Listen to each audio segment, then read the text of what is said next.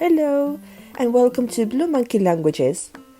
In today's lesson, we will continue with the house using some sentences. Let's begin and repeat after me.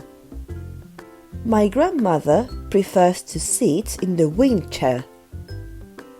I like to sit on the sofa next to my cat. Last night, we stayed home watching TV.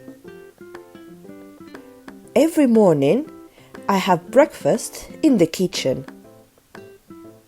My cousin prefers to have a shower instead of a bath. They always have lunch and dinner in the dining room. Jack needs to buy a new wardrobe. Lucy is reading beside the fireplace. My mother often runs the washing machine more than once a day. My bedroom has a yellow carpet. Last Sunday, my friends and I enjoyed a barbecue in the garden. My brother always keeps his bicycle in the garage. Excellent! Let's repeat these sentences once more. My grandmother prefers to sit in the wing chair. I like to sit on the sofa next to my cat. Last night, we stayed home watching TV. Every morning, I have breakfast in the kitchen. My cousin prefers to have a shower instead of a bath.